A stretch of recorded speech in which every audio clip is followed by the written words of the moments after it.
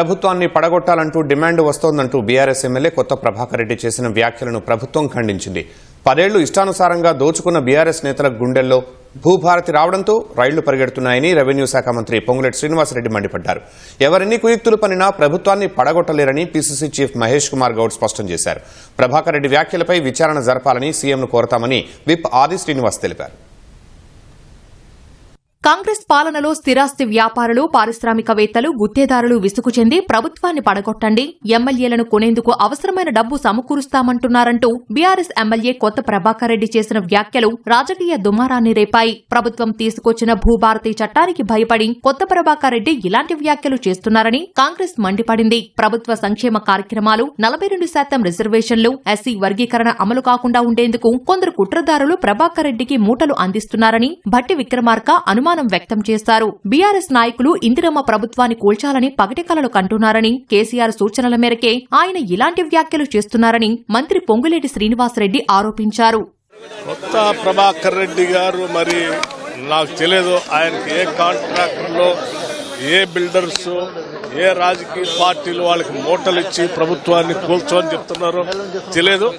కానీ ఆయన మాత్రం ఈ కాంట్రాక్టర్లు లేకపోతే మూటలు ఇచ్చేవాళ్ళు, ధనిక వర్గాలకు సంబంధించినటువంటి వాళ్ళు, పేదలకు సంక్షేమం జరగకుండా, మధ్యతరగతి కుటుంబాలకి సంక్షేమం జరగకుండా, ఈ రాష్ట్రంలో బలహీన వర్గాలకి 42% రిజర్వేషన్ రాకుండా, లేకపోతే రాష్ట్ర ప్రభుత్వం చేపట్టినటువంటి ఎస్సీ కేటగరైజేషన్ ఫలాలు ప్రజలకు అందకుండా ఇవన్నీ చేయాలనేటువంటి కొద్దిమంది కుట్రదారులు ఏమన్నా మూటలు పోగేసి ఆయనకి ఇస్తున్నారేమో నాకు తెలియదు.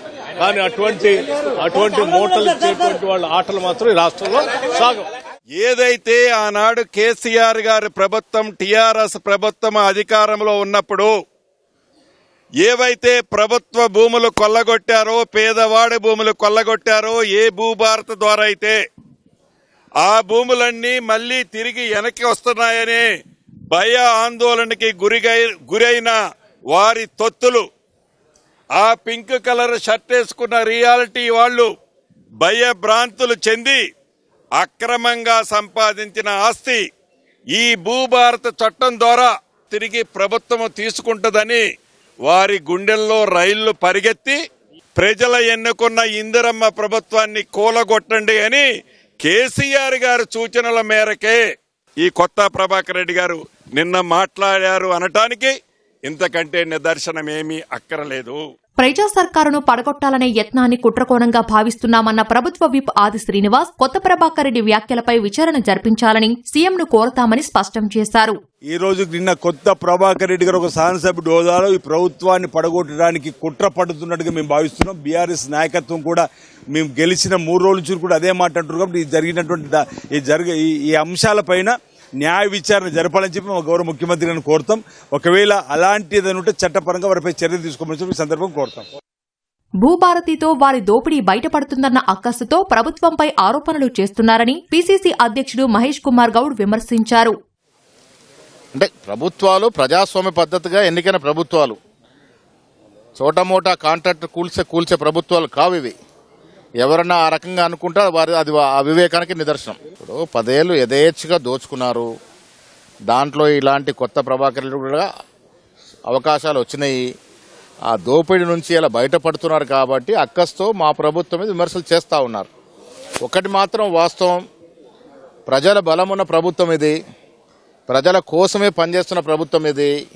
ఇలాంటి బెదిరింపులు, ఇలాంటి కన్ఫ్యూజన్ స్టేట్మెంట్స్కి తావులేదు. ప్రజలు కూడా ఇబ్బంది పడాల్సిన అవసరం లేదు. ప్రభుత్వాన్ని కూల్చాలన్న కుట్ర జరిగిందని తేలితే చట్టపరమైన చర్యలు తీసుకుంటామని కాంగ్రెస్ నేతలు స్పష్టం చేశారు. తెలంగాణలో కాంగ్రెస్ ప్రభుత్వాన్ని కూలగొట్టాల్సిన అవసరం తమకు లేదని కేంద్ర మంత్రి బీజేపీ రాష్ట్ర అధ్యక్షుడు కిషన్ రెడ్డి స్పష్టం చేశారు. ప్రభుత్వం 5 ఏళ్లు ఉండాలని తాము కోరుకుంటున్నట్లు తెలిపారు. హైదరాబాద్లోని బీజేపీ కార్యాలయంలో ఇష్టాగోష్ఠిగా మాట్లాడిన ఆయన ఎప్పుడు ఎన్నికలు వచ్చినా తెలంగాణలో బీజేపీ అధికారంలోకి వస్తుందని ధీమా వ్యక్తం చేశారు. కాంగ్రెస్ ఘోరంగా ఓడిపోతుందని జోస్యం చెప్పారు.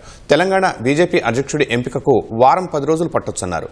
భూముల అమ్మకంలో బీఆర్ఎస్తో కాంగ్రెస్ పోటీ పడుతుందని ఆరోపించారు. అర్ధరాత్రి ఫ్లడ్ లైట్స్ పెట్టి చెట్లను నరికిన ప్రభుత్వాలను ఎప్పుడైనా చూశామా అని ఆయన ప్రశ్నించారు. హెచ్సీయూలో జింకలు, నెమళ్లు ఉన్నది వాస్తవమన్నారు. హెచ్సీయూ అంశంలో కేసు పెడితే ఎదుర్కోవడానికి తాను సిద్దమని తెలిపారు.